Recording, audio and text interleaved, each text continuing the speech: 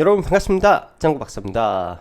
다들 즐거운 연휴 보내시고 계십니까? 저도 개인적으로는 원래대로라면 오늘 시장을 바라봐야 되는데 이 대체휴일이라는 게 있어서 참 즐거운 연휴를 좀 보냈던 것 같습니다.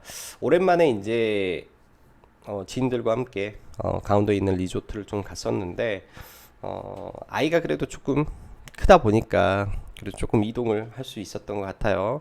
그리고 새벽에 어제 새벽이죠. 어제 새벽에 이제 와이프와 아이랑 함께 유모차로 이렇게 휴양림에 갔는데 이 유모차로 올라가지 못하니까 애기들을 메고 좀 등산을 했더니 오늘은 몸살이 좀 나가지고 좀 고생을 하고 있습니다.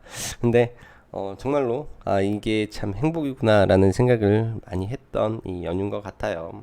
그래서 아이가 생기고 참 많은 게 변화가 이루어지는구나라는 생각을 많이 합니다. 참 국내 증시 금요일 보면은 양 시장이 2%대 하락을 보이고 특히 이제 코스닥 코스피 할 것 없이 이 하락 종목 수가 많다 보니까 거의 2,000 종목에 육박하는 종목군들이 빠지면서 거의 대부분의 종목군들이 상당히 많은 하락폭을 보였다라고 보여집니다.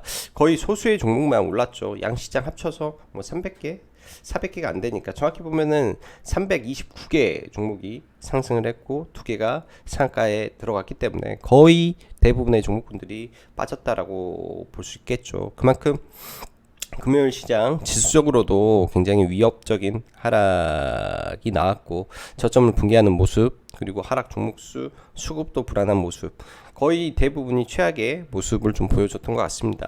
그런 부분이 아마 많은 이 청취자 여러분님들 심적으로 많은 부담을 좀 느끼고 있지 않나라고 생각을 하고요. 일단 금요일날 시장을 바라봤을 때 일부 다이버전스는 나왔었는데 이 하락 다이버전스, 즉 상승으로 가는 다이버전스의 흐름이 다음 주에 좀 긍정적으로 좀 바뀌어 주었으면 좋을 것 같습니다. 여러 가지 관점에서도 체크를 좀 해봐야 되겠죠. 일단은 뭐 큰 틀에서는 거시적인 부분이 어떻게 돌아가는지, 대외 악재의 이 소멸 해소의 과정이 진행이 되고 있는지 이런 부분을 체크를 하면서 일단 시장을 바라봐야 될 것 같습니다. 자, 우선 금요일 국내 마감 그리고 미 증시 체크하고 뭐 다음 주 종목군들 보면 좋을 것 같네요. 자, 일단 금요일 중국은 국경절로 휴장인 가운데 미 증시가 3일 연속 약세를 좀 보였죠. 일단은 이 중국의 전력난이 뭐 사실 지금 여러 가지 악재 속에서 헝다의 리스크는 일부 해소가 된 부분이고 이게 완벽한 해소는 아니겠지만 시장에서 영향을 주는 게 일부는 이제 좀 감소가 되어 있는 부분입니다. 그 다음에 문제가 됐던 거는 이 미국의 셧다운에 대한 가능성 때문에 우리가 우려를 했는데 셧다운 부분은 상하원이 합의를 했기 때문에 재료 소멸로 봐야 되는 거고요. 그 다음에 문제는 이 부채 한도 유예 관련된 협상이 난항을 보이고 있다라는 관점에서 시장은 뭐 약간의 노이즈 정도로 계속 보여집니다. 지금 현재 시장에서 가장 큰 문제가 되고 있는 이 중국의 전력난에 의한 이 인플레이션의 급증에 따른 문제죠. 이런 부분이 이제 미국 연말 쇼핑 시즌에도 영향을 줄 수 있을 것이다라는 부분이 미국의 금요일날 다우 시장을 크게 빠지게 만들었던 요인이라고 우리는 볼 수 있습니다. 즉 모든 가격이 상승을 하고 있다라는 점에서 스태그플레이션을 우려하는 부분까지 나오면서 시장이 좀 충격을 받고 있는데요. 일단 이 부분은 저는 그렇게 생각을 해야 될 것 같아요. 단기적인 관점에서는 이게 뭐 언제 정확히 이제 해소가 되느냐를 생각하기보다는 현재 원자재 가격 동향을 바라보면서 어느 순간이 되면은 이 원자재 상승의 정점을 찍는 구간이 분명히 나오지 않을까라고 봅니다. 과거 철강성 급등이라든지 그런 부분에서 가수요에 의한 그러니까 많이 오를 것이다라는 부분에서 투기적인 부분까지 더해지면서 가수요까지 합세를 하게 되는 거죠. 그렇게 되면서 철광석 가격이 급등을 하고 나중에는 전부 다 가수요가 빠지면서 정상화 쪽으로 많이 돌아갔었는데 그런 부분이 이 원자재 쪽에서 다시 발동을 하는 시점을 우리는 체크를 해야 되고 그런 부분이 차례로 중국의 전력난 문제를 해소하는 부분으로 돌아설 거로 저는 조심스럽게 생각을 해 봅니다. 그래서 일단 우리는 볼 수 있는 거는 이 중국의 전략난으로 인해서 수혜를 받을 수 있는 기업에, 그리고 그런 부분에서 단기적 관점을 봐야 되지 않나라는 생각이 들고요. 또 시장과 무관한 종목군들이 많이 있죠. 그런 강한 테마 안에서 일단 단기적 시각에서 시장을 좀 바라보고 있고, 많이 밀려서 가격 메리트가 점점 생기는 종목군들도 차츰 이제 하나씩 찾아보면 좋지 않나라고 생각을 합니다.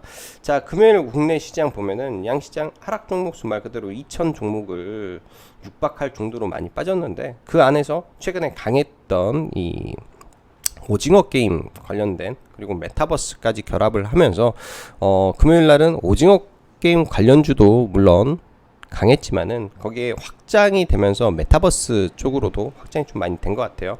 그게 이제 덱스터가 굉장히 좀 금요일날 시장 대비 강한 모습과 투각을 좀 보여주었다라는 점과, 다음 주에 메타버스 이슈가 시장에 있기 때문에 메타버스 관련주들 일부 정리를 해놓고 다음 시장을, 그러니까 이번 주를 한번 보시면 좋겠다라고 보여지고요. 경합주 관점에서 참 그래요. 강한 종목만 살아남죠. 최근 시장의 특징입니다. 종전 선언을 하더라도 기존에 강했던 종목만 저는 갈 거라고 보여지고, 그래서 선도전기 신원 아난티만 집중해서 보시는 전략이 저는 최선이라고 생각을 합니다. 과거에는 이 짝짓기 매매라든지 뭐 차선을 바라보는 매매라든지 섹터가 다 간다든지 그런 부분이 많았는데, 지금 시장은 그렇게 했을 때 오는 소외감이 굉장히 큰 것 같아요. 저도 그래서 어려움을 많이 느끼고 있고요. 말 그대로 모든 종목을 손절을 하면서 가야 되는 건지라는 생각도 많이 고민을 해 봅니다. 그만큼 시장이 이 유동성이 점점 줄어드는 부분 좀 있다 보니까 종목이 거래량 없이 떨어지는 그런 부분들이 이 비주도주 안에서 너무 극심하게 나오고 있다라고 판단이 들어요. 그래서 지금 구간에서는 단기 매매에 자신이 없을 때는 잠시 시장을 한 템포 쉬었다가 보면서 완전한 가격 메리트가 생기는 종목군들이 분명히 눈에 서서히 보이고 있습니다. 그런 종목군들 뭐 한 번에 다 산다라는 기보다도 조금씩 분할 매수로 대응하는 전략이 좋을 것 같다라고 보여지네요. 시장 전체적인 시장을 바라봤을 때 지금 시장이 밸류에이션 측면에서 작년 기준으로 볼게요. 올해 워낙 많은 이 신규 상장 종목들이 시장에 들어오면서 코스피 전체 퍼 기준으로 보면 지금 작년에는 15였다면 지금은 12, 11까지 밀려와 있습니다. 말 그대로 기존의 플레이어들은 주식이 굉장히 싸져버렸다라는 거죠. 한 가지 예로 들면은 현대차라든지 뭐 기아 뭐 그리고 뭐 조선, 그다음에 자동차 부품의 대장주들, 그리고 일부 시가총액 상위 종목군들은 여러분들이 보시다시피 1월 달 상승 이후에 단 한 차례도 그 고점을 넘어간 종목군들이 보이지가 않습니다. 거의 1월에 이 스타트 가격까지 다 떨어져 있기 때문에 이제는 슬슬 가격 메리트가 나왔다라고 시장을 판단하는 게 저는 조금 좋을 것 같네요. 자, 금요일 미국 시장에 이 굉장한 또 이슈가 하나 나왔죠. 여기까지 이제 국내 증시를 좀 체크를 했다면, 금요일 미 증시는 경구용 치료제 제2의 타미플루 기대감이 나오면서 일단 미 증시가 다행스럽게 상승 반전을 좀 했다라고 좀 보여집니다. 이러한 경구용 치료제 기대감이 얼마만큼 시장에 반응을 주느냐가 기존 악재를 이겨내느냐 관점냐에서 관전 포인트가 될 것으로 보여지고, 오늘 밤이죠. 오늘 밤 미 증시를 좀 체크를 해야 되는데, 일단은 시장을 잠시 한번 보면서 좀 넘어가면, 이거는 금요일날 미국 시장을 바라보는 관점입니다. 많은 빅테크들이 많이 올라왔고요. 금융도 그냥 동시에 올랐어요. 국채 금리가 떨어졌음에도 불구하고 금융도 다 올랐고, 문제는 이제 이 백신 섹터만 완전히 죽을 썼다라고 보여집니다. 이 머크가 8.37% 올랐는데 이 장중에는 더 많이 좀 급등을 했었죠. 그래서 굉장히 좀 크게 오르고, 시장에서는 이 게임 체인저 이슈가 나오면서 일단 굉장히 좀 크게 부각을 받았다라고 보시면 될 것 같습니다. 그런 부분이 이제 뭐 이런 항공주 쪽, 항공주가 에너지 섹터,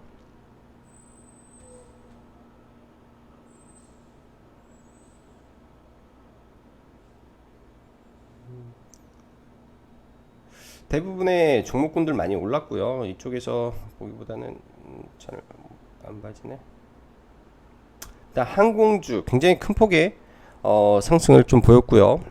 그 다음에 여행, 카지노 섹터 등 리오프닝 관련주가 굉장히 크게 시장에 부각이 되면서 올랐습니다. 그런 부분이 아마 월요일날 국내 증시에 분명히 작용을 해줄 것 같아서 월요일날은 그런 종목군들을 봐야 될 것 같고, 일단 해외 증시 업종 차트를 전체적으로 한번 보고 넘어가도록 하죠. 자, 코스피 지수. 네. 이런 캔들이 나오면서 상승이 위로 올라가면은 굉장히 좋은데, 이거는 하락 장악형이라는 캔들의 모습입니다. 말 그대로 이런 게 상승 장악형이죠. 이 음봉을 양봉으로 다 걷어들였기 때문에 이 하락의 힘을 돌렸다 라는 관점에서 이런 캔들이 상승 장악형 캔들이라고 합니다.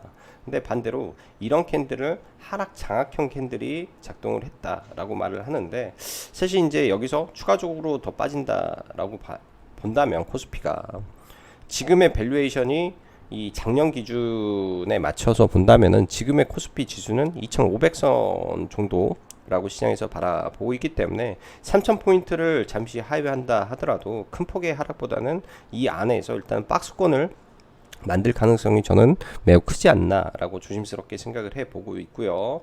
그 다음에 코스닥 지수도 마찬가지죠. 코스닥 지수도 일단 의미 있는 구간을 다 이탈을 했습니다. 이 박스권, 이때 만들어졌던, 그러니까 작년 12월 달부터 만들어져 있던 이 박스권을 돌파하고 지금 밀려 내려왔기 때문에 최악의 경우에는 뭐 950포인트 언저리까지도 밀릴 수 있으나 이 자리가 급락으로 가기보다는 일단 여기서 브레이크를 밟고 가는 게 저는 현실적이다라고 좀 보여집니다. 시장이 거래량이 없으면서 굉장히 또 강하게 밀렸기 때문에 일단은 시장의 반등을 좀 노려볼 수 있는 생각을 좀 바라봐야 될 것 같고요.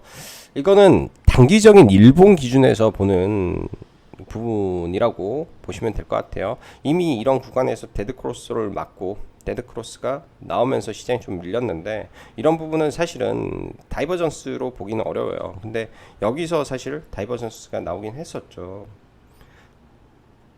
이 지표 시그널은 빠지고 있는데 주가가 올라갈 때 이거는 다이버전스가 나왔다라고 보여집니다. 그리고 이때 지수는 빠지지만 지표는 올라가고 있을 때 다이버전스가 발생을 하는 거죠. 이때는 이 다이버전스가 두 개에서 나왔고요. 이때는 아직 다이버전스의 출현은 없습니다. 지금 다이버전스를 확인하기는 조금 애매한 구간이긴 한데, 만약에 이게 이 저가를 이탈을 했는데 더 이상의 이 시그널이 이 하회를 하지 않는다라는 관점에서 본다면은 시장의 단기 다이버전스의 발생이 가능하겠다라고 일단은 봐야 될 것 같고, 사실 이제 큰 틀에서 중기적인 관점에서 뭐 다이버전스를 논할 때는 월봉과 주봉으로 좀 봐야 될 텐데요. 주봉 기준에서 볼린저 밴드를 저는 일단은 놓고 보고 있습니다. 볼린저 밴드를 강하게 이탈하면 이 시장이 단기적으로 추세를 바꾸는 거기 때문에 주봉상 볼린저 밴드를 생명선 기준에서 좀 놓고 봐야 될 거로 저는 예상을 하고 있고요.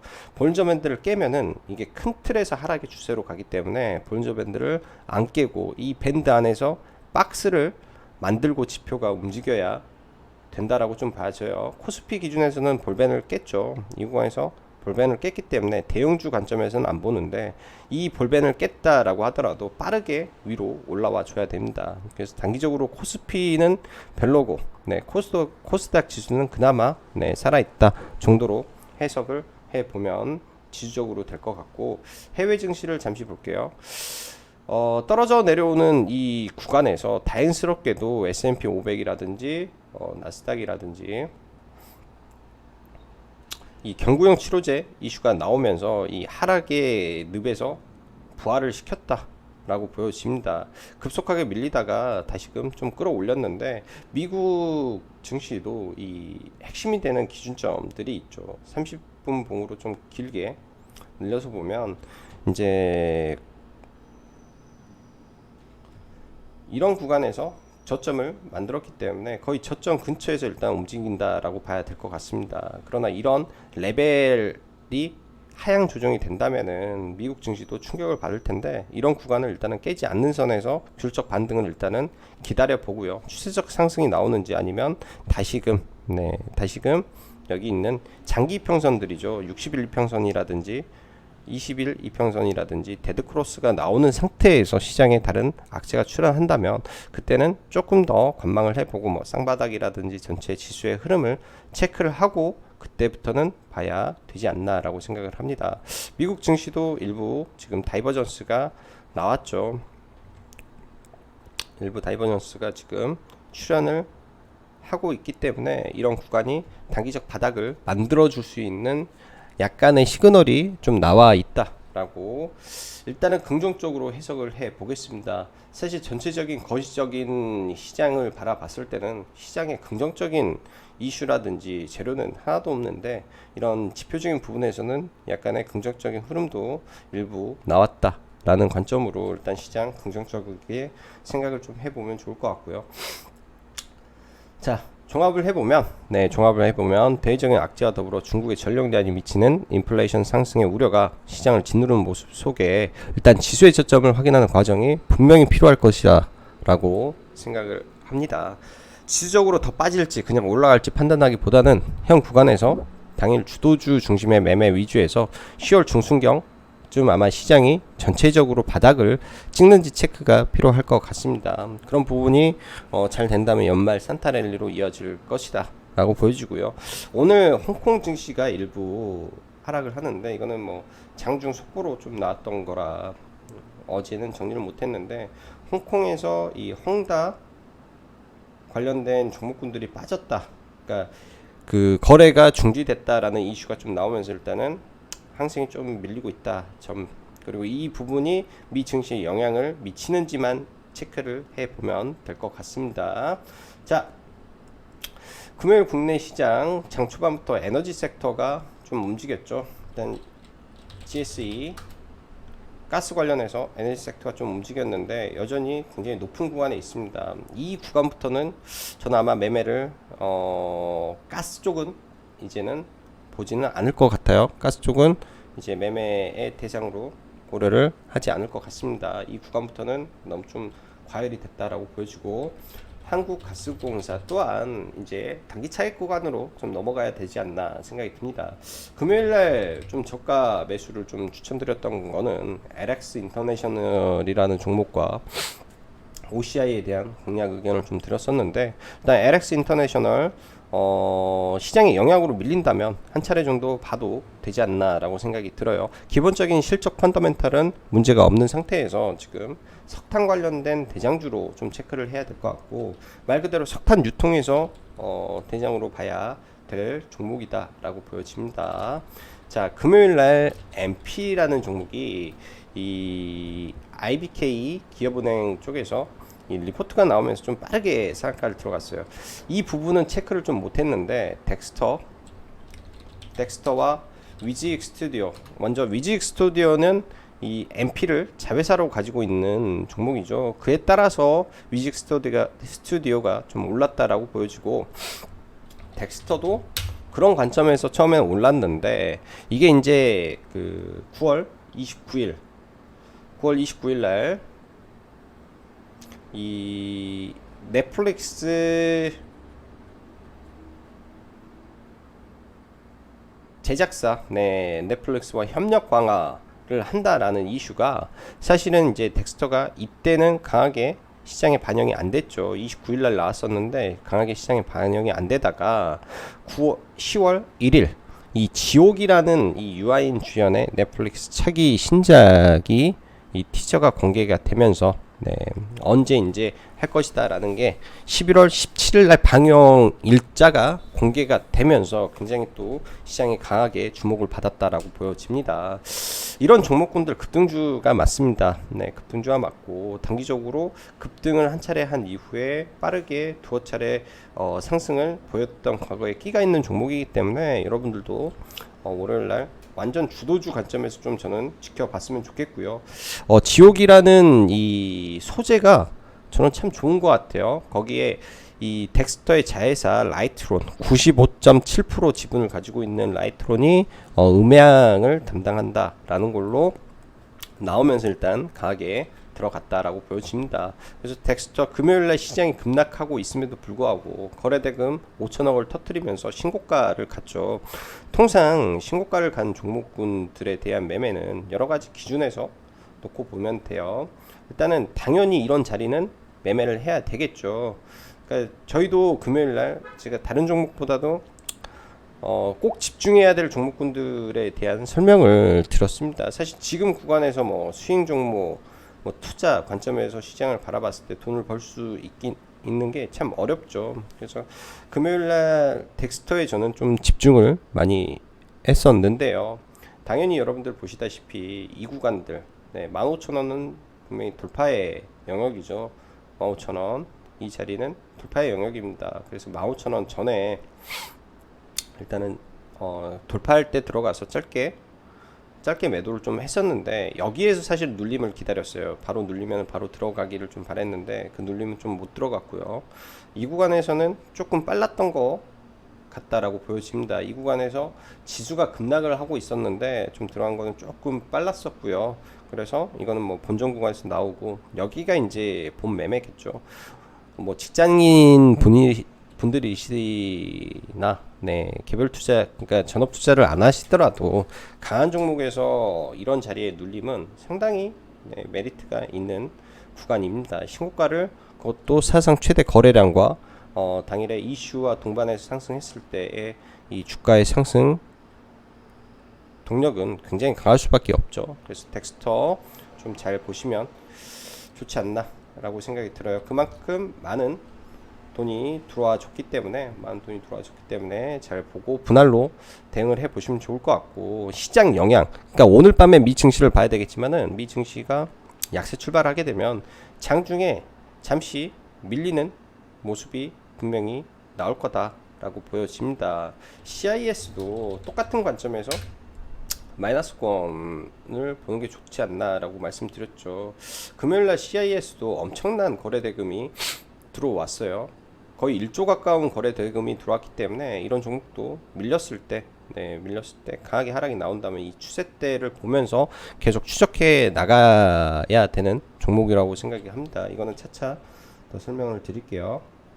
자, 다시 들어가서 이 오징어 효과 관련해서 이제 쇼박스 다음으로 차기작으로 이동하는지, 그러니까 마이네임이라는 이 한소희 주연의 종목이 있는데 스튜디오 산타 클로스라는 종목이 있습니다. 근데 개인적으로는 이 종목은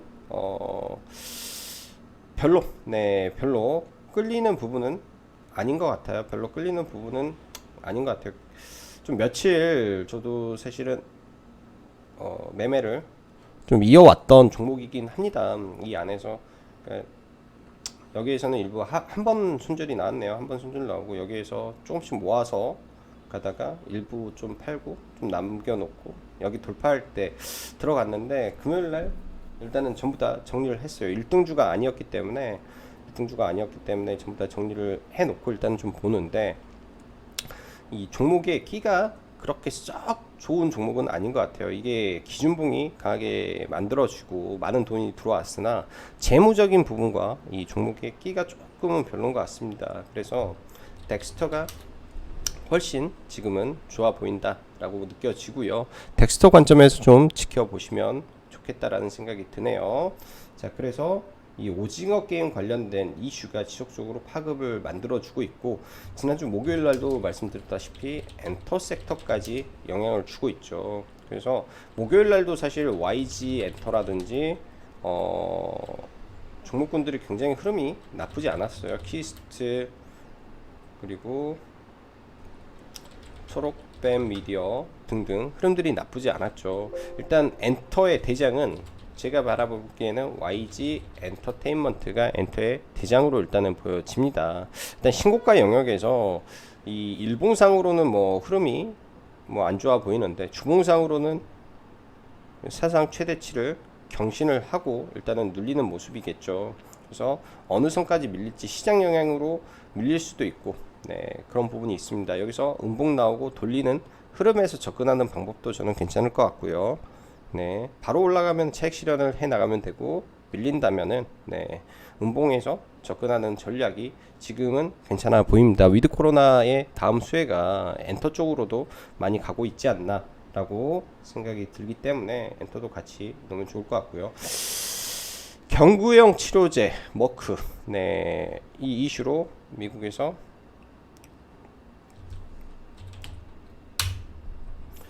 일단 매집봉 비슷하게 머크가 올라왔죠. 네, 매집봉 비슷하게 머크가 올라왔습니다.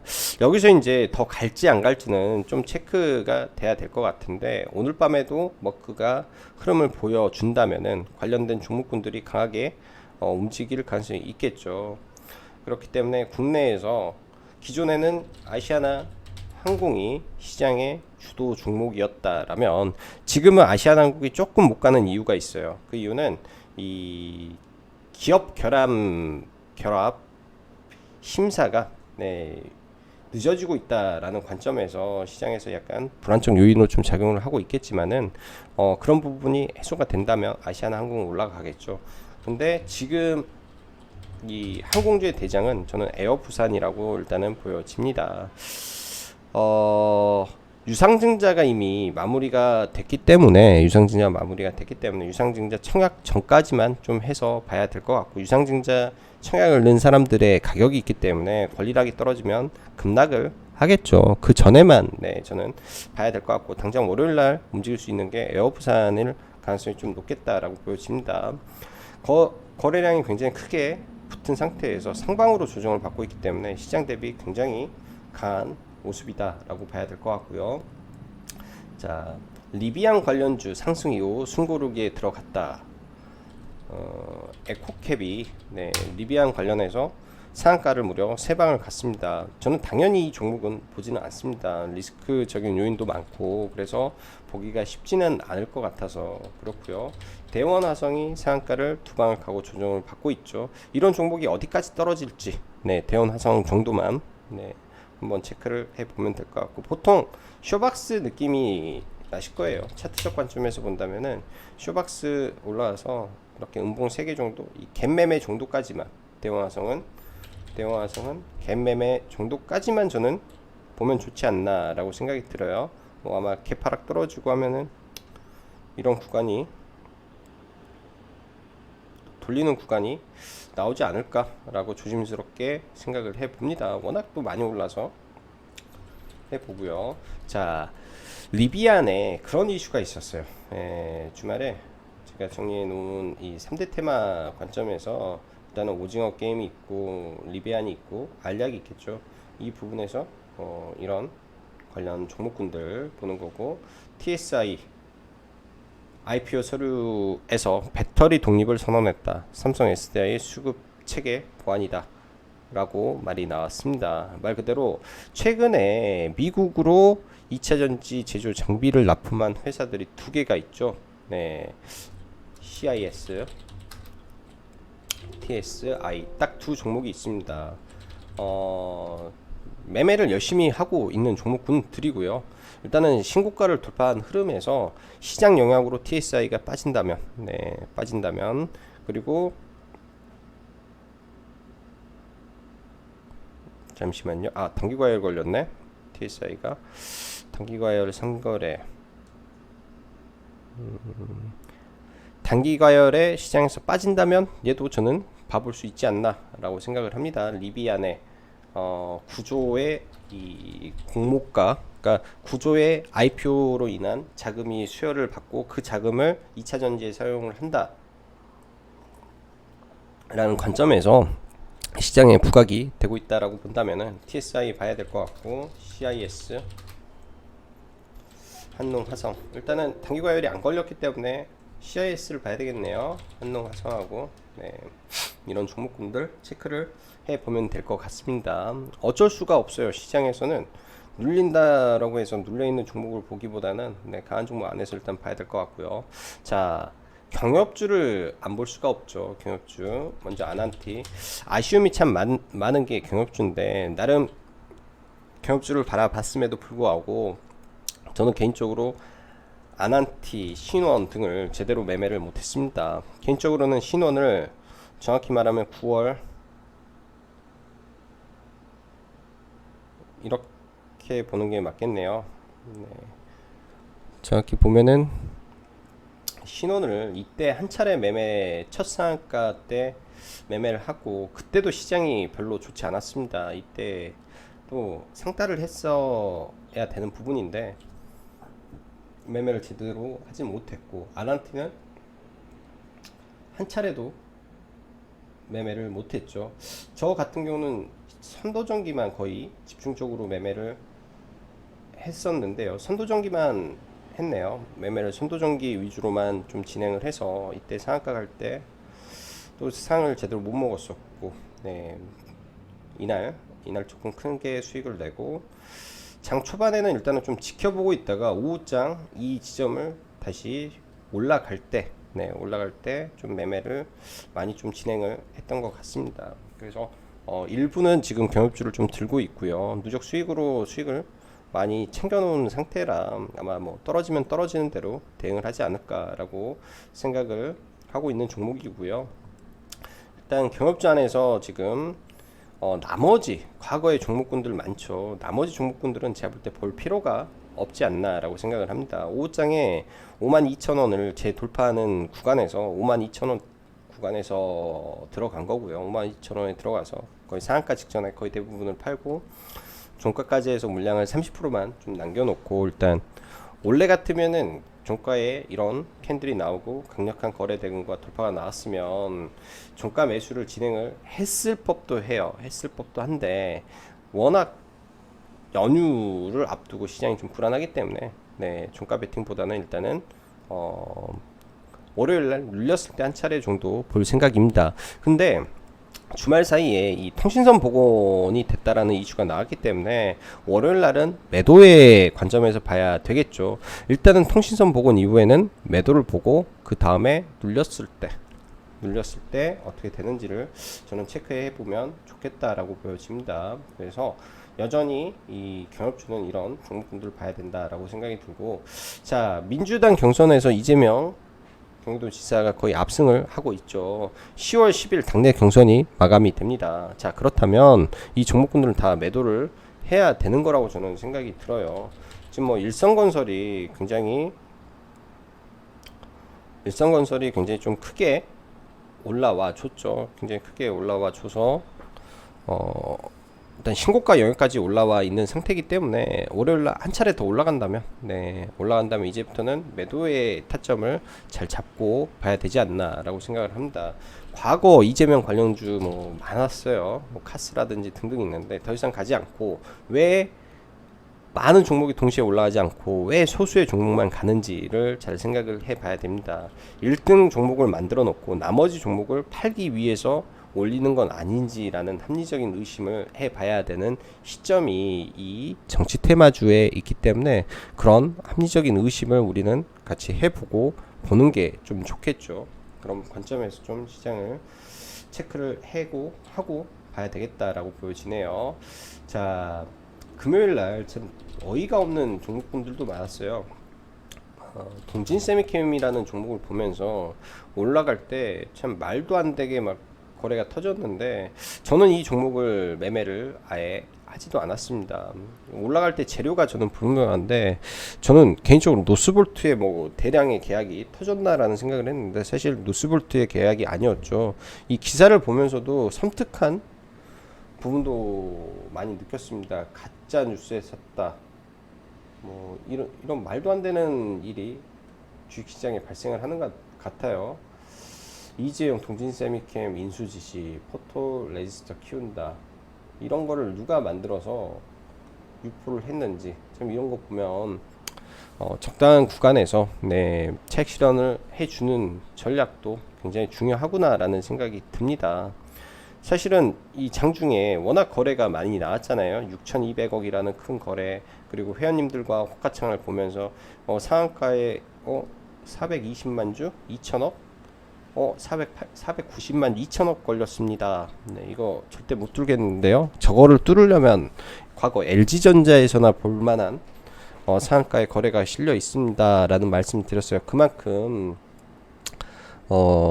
참 광기의 이 흐름이었지 않나라고 생각이 드네요.